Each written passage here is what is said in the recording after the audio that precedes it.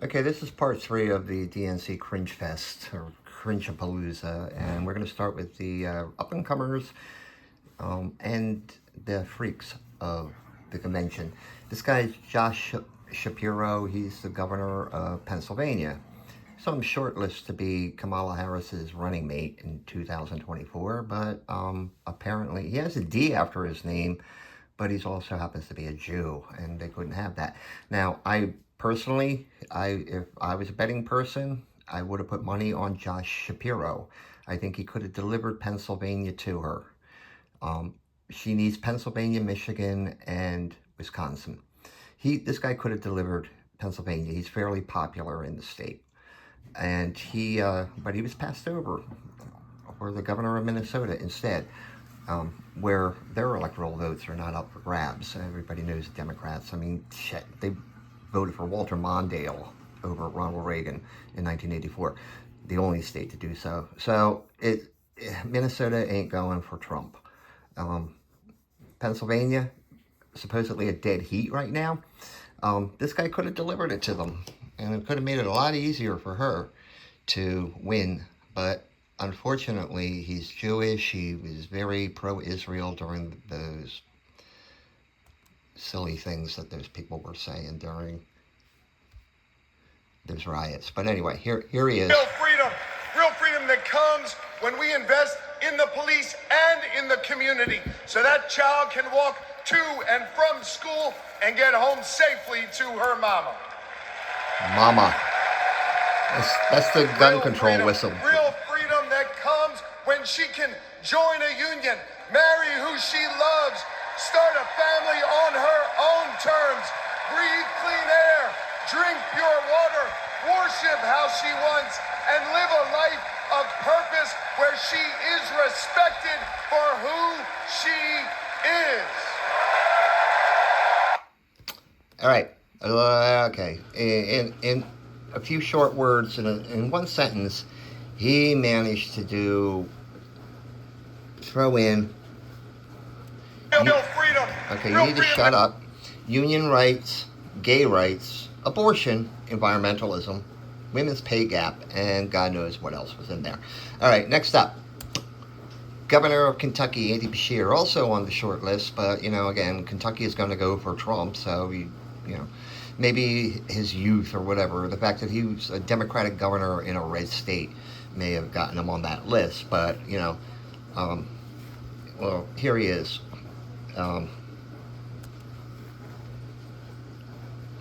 Let's listen to Andy Beshear. Appointed the Supreme Court justices who got us into this mess. His Project 2025 goes even further. Here's the thing. Trump and Vance simply don't believe in your freedom. Trump says people are absolutely thrilled that women have their basic rights eliminated. J.D. Vance says women should stay in violent marriages and that pregnancies resulting from rape are simply inconvenient. Their policies give rapists more rights than their victims. That's not inconvenient, it's just plain wrong. Okay. What a weirdo. Okay, first of all, this is Andy Beshear again.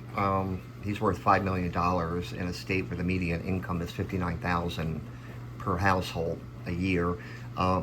He became governor because of his father. He graduated law school, joined the law firm, became like the Morgan & Morgan of Kentucky, ambulance chaser. So, walking out on stage without a tie is supposed to be, he's an everyday man. He's the everyday man. He's got your back.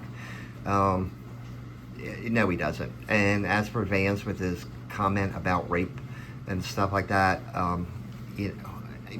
we're talking about at most 1% of the justification for all abortions. No, it's not an inconvenience. And in fact, I do believe that when you're raped, besides doing, the swabs and evidence collection, you're given a pill in case fertilization took place. So, I don't know what the fuck this guy is talking about. All right, who's next? Whoa, Mark Kelly, Arizona senator, former astronaut. Yeah, I think an alien invaded his body up in outer space, and this is what results from it. But he was also on the short list to be vice president, but here he is. All right, try not to fall asleep. The world laughs at Trump. Literally. Literally. But folks, it is not funny. When he was president, that meant the world was laughing at us. The threats we face are too serious. The sacrifices our service members make are too sacred. The alliances we've spent decades building are too critical. That's what's at stake now. And the choice isn't even close. But in Arizona and nationwide, this election will be won. All right, now we know why Kamala Harris didn't choose him as a running mate, because he's fucking boring, okay? You know, I can't imagine listening to him for the next 2 months, let alone 4 years, should she win, unfortunately. But the guy's just fucking boring. So I think he just killed his chances of doing anything. Here he is after the speech, but, you know. All right. Oh, J.B. Pritzker. Another one on the list. Governor of Illinois, heir to the Hyatt chain, hotel chain, legacy and all that kind of stuff. But, yeah, he's a billionaire. He's a big dude, too. I mean, can you imagine him and Oprah Winfrey having sex? Ugh. Yeah. Ugh. Man, anyway, here he is. His first of two for him. The grocery tax. Donald hasn't been in a grocery store since his first bankruptcy. I don't think he was in a grocery store then either, but... Illinois invested in clean energy and the jobs it brings. Donald claimed that windmills in the ocean made the whales a little batty. During COVID, we supported small businesses and jobs. And Donald told us to inject bleach. All right, no he didn't. No he didn't. Come on, guys, just stop it, okay? And that's for the windmills. Yeah, you don't have whales washing up on the shores from Lake Michigan there, Mr. Pritzker. So, that's kind of personal because they are washing up in New Jersey because of the windmills. But, this guy doesn't understand. Now we're going to take a look. This is one more quote from J.B. Pritzker coming up here. And this one kind of went viral for some reason. Okay. Donald Trump thinks that we should trust him on the economy because he claims to be very rich. But take it from an actual billionaire. But you inherit it. Trump is rich in only one thing: stupidity. Donald Trump thinks... All right, JP. Okay, well, anyway, I'm going to let that one go because it was kind of funny. He's touting the fact that he was a billionaire, and two speakers before him was Bernie Sanders ripping into billionaires. But, whatever. So, and as far as Donald Trump being rich in stupidity, well, he won a presidency once, so he can't be that stupid. And quite frankly, if we cut this guy's head open and looked in it, it'd probably be 8 layers of fat. So, maybe Trump is rich in stupidity, but you're rich in body fat. So, seek medical help. Okay. Mayor Pete. God damn. This guy was a mayor of a small town in Indiana that decided he wanted to be president one day. And he failed. And upwards, sort of like Kamala Harris, and became Secretary of Transportation, and then went on maternity or paternity or family leave for about 2 months while, this big train wreck in East Palestine, Ohio, that wasn't addressed, and supply chain disruptions and ships sitting offshore. And anyway, here he goes. He tries to attack J.D. Vance in this little clip here, but we'll see what Get me started on his new running mate. Whoa!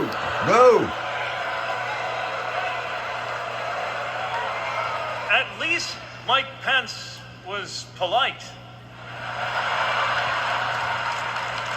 J.D. Vance is one of those guys who thinks if you don't live the life that he has in mind for you, then you don't count. Someone who said that if you don't have kids, you have, quote, no physical commitment to the future of this country. You know, Senator, when I deployed to Afghanistan, I didn't have kids then. Many of the men and women who went outside the wire with me didn't have kids either. But let me tell you, our commitment to the future of this country was pretty damn physical. All right, so that's a little hit on J.D. Vance for some reason. Get me started. Yeah. Okay, then he came home, and I'm not going to comment. I don't know what he's eating there. I think I know what he thinks he's doing, but it's not attached to a live person. So yeah, he came home and got physical with his gay lover, and that's his claim to fame. He's gay. All right, that's it. Hasn't done anything. He's just gay. Okay. Gretchen Whitmer, governor of Michigan, another one on that list of alleged people who were going to be her vice president. But let's just take a look at this little piece here. Donald Trump called me that woman from Michigan as an insult. Being a woman from Michigan is a badge of honor. Alrighty. Okay, there, Gretchen. Okay. First of all, I don't know how long she had to rehearse those hand things there, you know, with the hand on the hip, as, you know, like, I'm a sassy woman from Michigan, and the flicking something off her shoulder. I don't know, maybe there was a fly there. Maybe it's Mike Pence's fly that was on his head during his debate.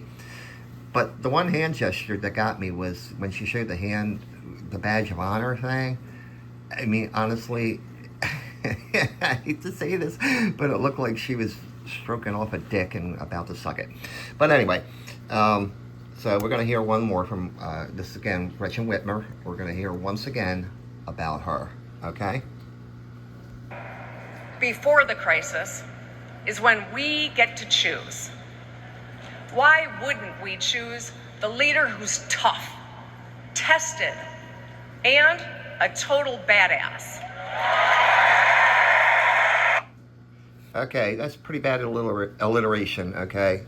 Tough, tested, and she had to throw total badass in there to make it work. Doesn't sound that great if she's tough, tested, a badass. It has to be a total badass, or else the alliteration don't work. I don't know about Kamala Harris being tough. She has been tested and she's failed. And I don't think anybody's going to attach the phrase total badass to her. So I don't know anybody who thinks she's that other than maybe Gretchen Whitmer. And now here's the star of the show, cackling Kamala. Let's just play her introduction to the crowd. Good evening, everyone. Good evening.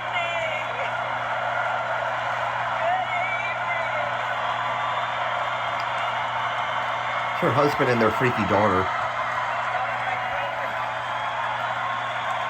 Good evening, everyone. Good evening. Yeah, there he is again, Mr. Harris. Good evening. Thank you. Thank you. Thank you. Good evening. Thank you. Thank you. Thank you. Thank you. Thank you, everyone. Thank you.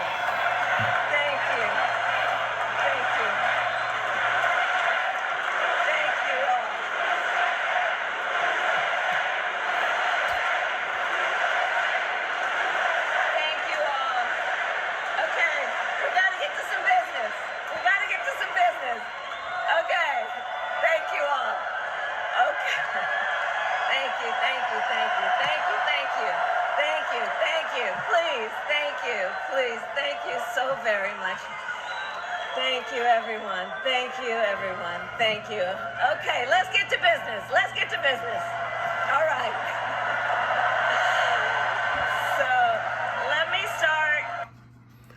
All right, that's pretty much the highlight of her speech. Now, that's the only part that's not on the teleprompter, and you can see how totally awkward it is.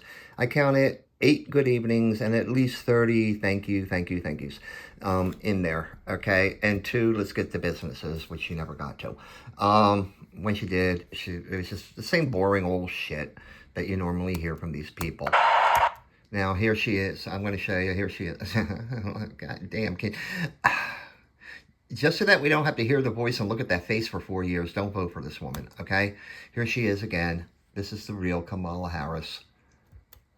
I can imagine what can be and be unburdened by what has been. You know? What can be unburdened by what has been. There are those who are unable to see what can be. But there are many more who are able to see what can be unburdened by what has been. Remember Venn diagrams, those 3 circles? Right. And then let's just see where they overlap. You will not be surprised because I have constructed a Venn diagram on this. Remember those 3 circles, how they overlap? I love Venn diagrams, so I just do. Whenever you're dealing with conflict, pull out a Venn diagram, right? And so, you know, the 3 circles.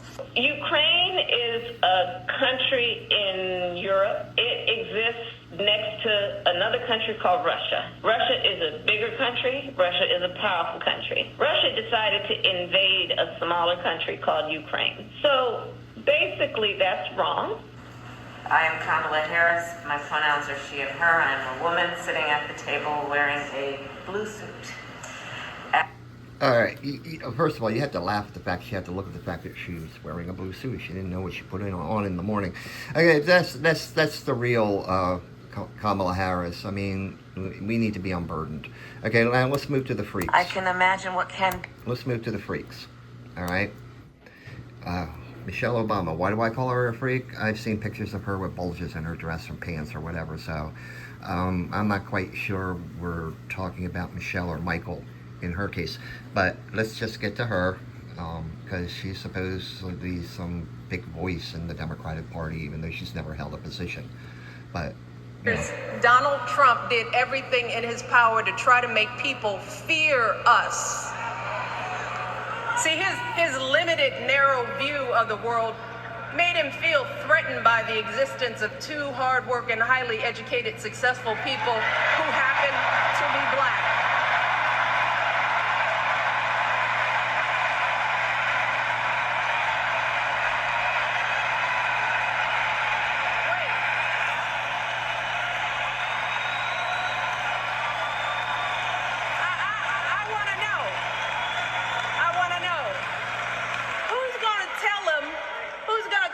The job he's currently seeking might just be one of those black jobs.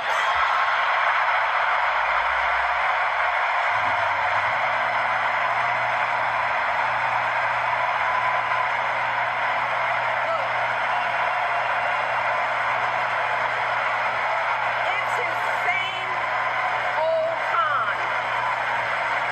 His same old con.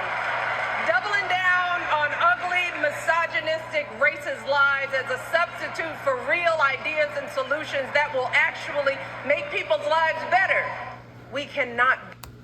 all right. Good God, there's so much in that needs to be discussed.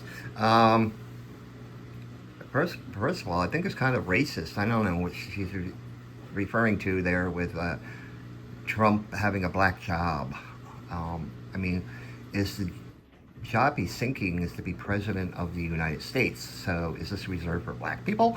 I think she was getting a dig in there about him going to jail and being, convicted on 34 felony counts, which is kind of racist because it's like being a prisoner is a black job.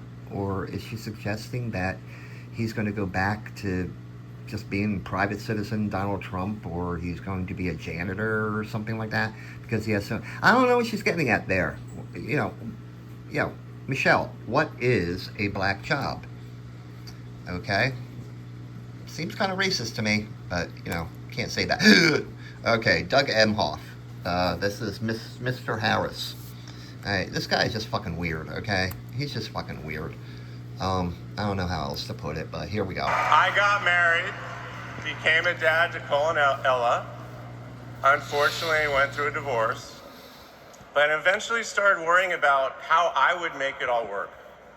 And that's when something unexpected happened. In 2013, I walked into a contentious client meeting.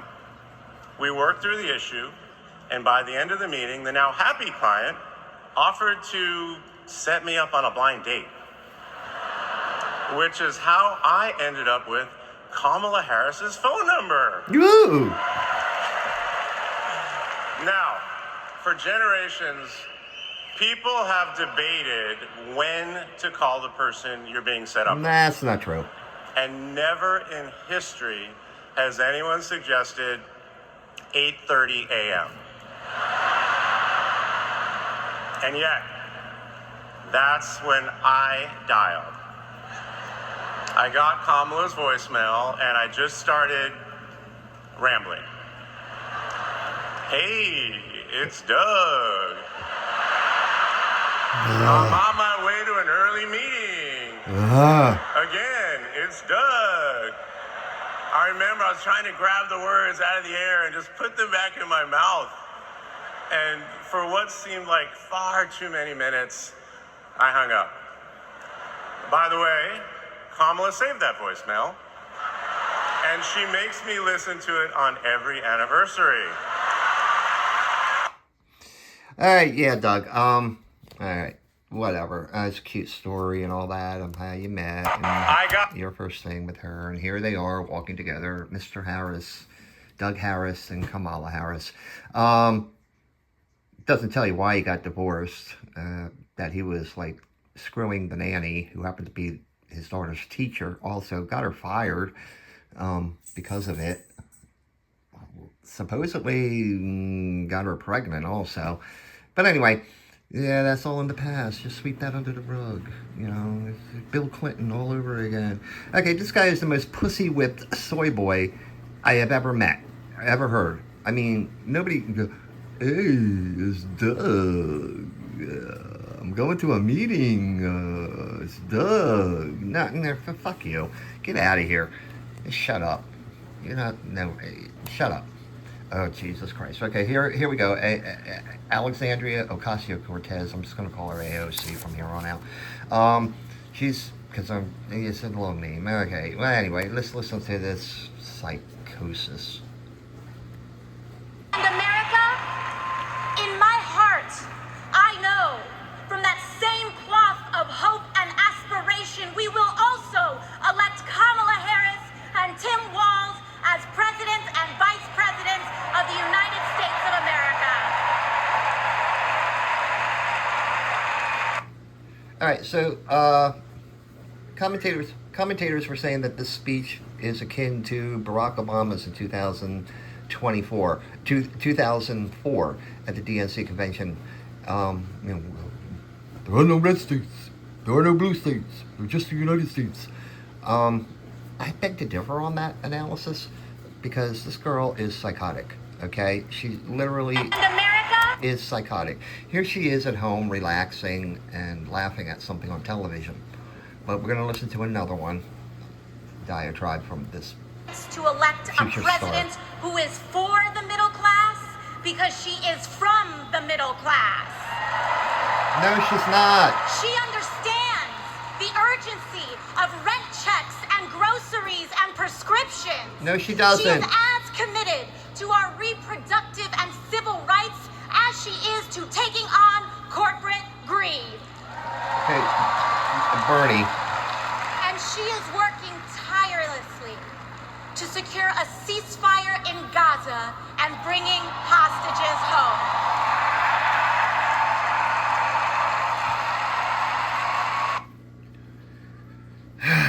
Okay, first of all, I don't know what's with the bobbing and the weaving in there. I guess she watched an Axl Rose, Guns N' Roses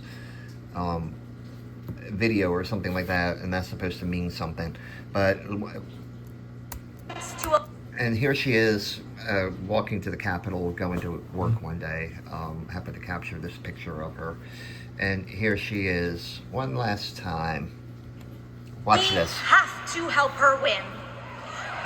Because we know that Donald Trump would sell this country for $1 if it meant lining his own pockets and greasing the palms of his Wall Street friends. And I, for one, am tired of hearing about how a two-bit union buster thinks of himself as more of a patriot than the woman who fights every single day to lift working people out from under the boots of greed, trampling on our way of life. All right, that, folks, I hope you notice the eyes. This girl is psychotic. Okay, she's I would let that play a second time, but anyway, just one last picture of Alexandria Ocasio-Cortez as she was leaving the stage. All right, next up. Oh, here he is, Tim Walz, the key freak. This guy is so fucking weird. All right, he's been like the nominee for like a month, and I think I don't know how many lies he's told, or embellishments, or mischaracterizations. I mean, there was his rank in the military when he retired, carrying weapons of war, bailing out on his battalion when they were deployed to Iraq, and the whole thing around his retirement is 3 Teachers of the Year award, which is a joke. I work in public education. This guy claimed to have, I think he taught for like 9 years or something like that, 10 years. Well, you should say 15 years, okay? He was a teacher and he won 3 awards. That means 1 every 5 years. That's bullshit, okay? That's not the way it works. If there's 30 teachers in that school, chances are he's going to win 1 Teacher of the Year, and he probably won't win another one, assuming he's there 30 years later, until like year 22. It's just the way it goes. He could be the best fucking teacher in that school year in, year out. He's not going to win back to back to back Teacher of the Year awards. It just doesn't work that way. He did win 2 awards from some outside groups that had nothing to do with his performance in school. May have had to do with him forming a gay alliance club or something like that, but it had nothing to do with his job as a teacher. There was the DUI thing. I ran away from the police car because I was temporarily deaf. All right, yeah, good one there. The Nebraska Chamber of Commerce thing, where he says that they gave him an award, and the Nebraska Chamber of Commerce said, we wouldn't give you an award. In fact, we supported your opponent in some race, maybe in Minnesota, and all that other stuff. So, but here he is, and this is like typical Tim Walz here. Here he is coming out on stage. The Democratic nominee for Vice President, Governor Tim Walz. All right. Comes out to John Cougar Mellencamp's small town.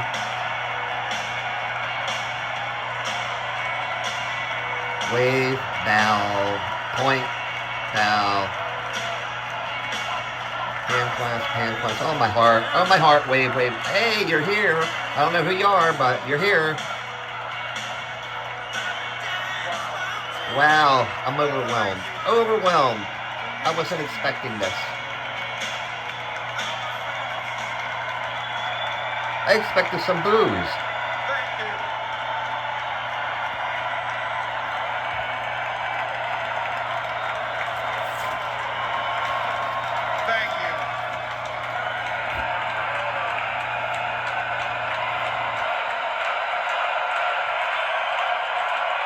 My heart. Bow. Point. You didn't point. Thank you. Thank you, first of all, the Vice President. All right. That's just the introduction part of it, and I don't know what the hand thing's all about, but let's go on. Here he is hunting. Let's just listen to this little tidbit. I think I got.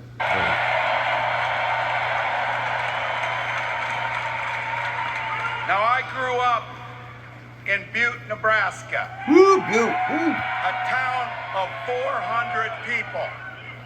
I had 24 kids in my high school class, and none of them went to Yale. But I'll tell you what, growing up in a small town like that, you learn how to take care of each other. That family down the road, they may not think like you do. They may not pray like you do.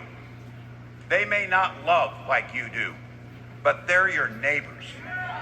And you look out for them. And they look out for you. Everybody belongs.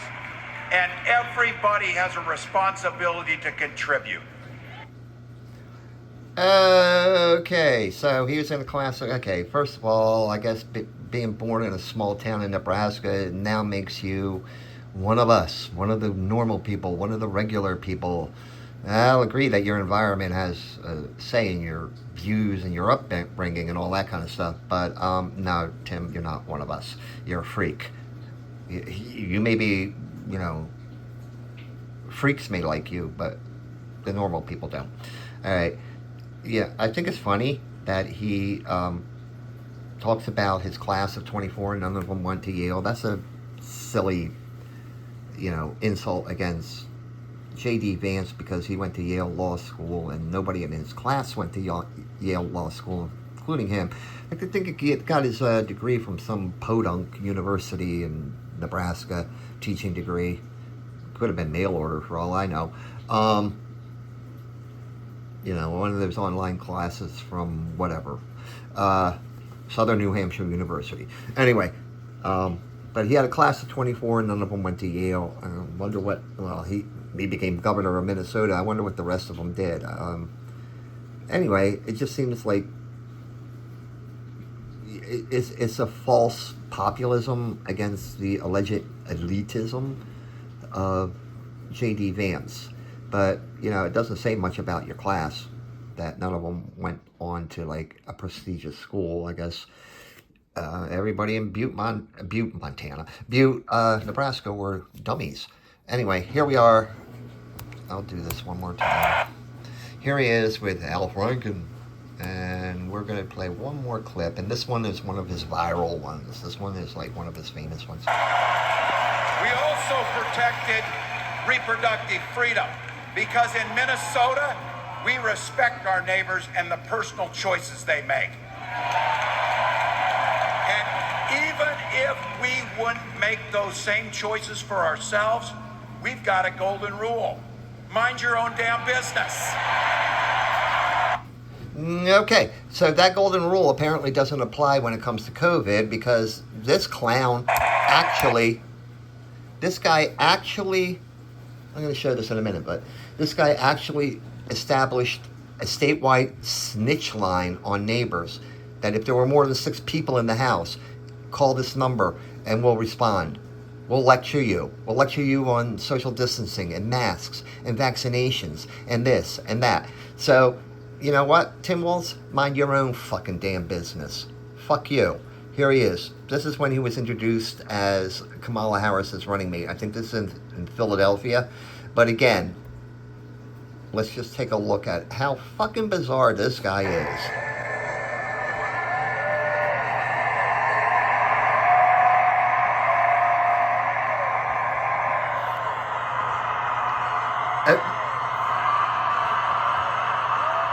Point to somebody. Point to somebody.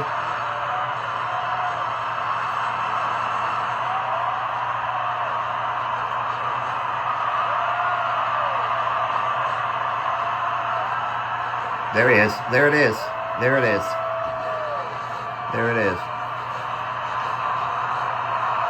Gonna point to somebody else. Gotta point to somebody else. Somebody who doesn't know. He's gonna point to them and say thank you. Class. There was the point. There's the second point. Oh wow. Wow. He knows 3 people. Four strangers in that audience. This guy's good. He knows 4 fucking strangers in the audience. People bust in for this. Oh my god. He's so fake. They're both so fucking fake that it's disgusting. Okay? It's just disgusting. The guy, shut up.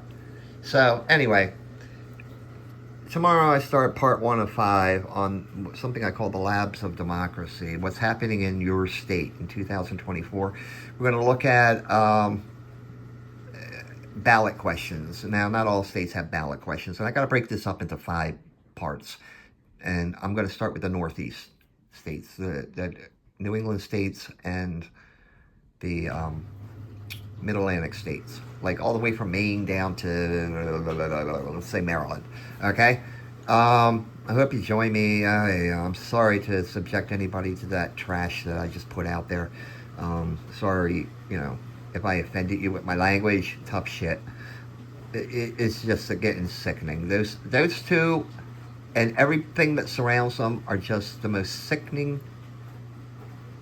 group of blood-sucking wannabe politician bastards, and they need to be stopped this November 5th. They just need to be. All right, thanks, bye.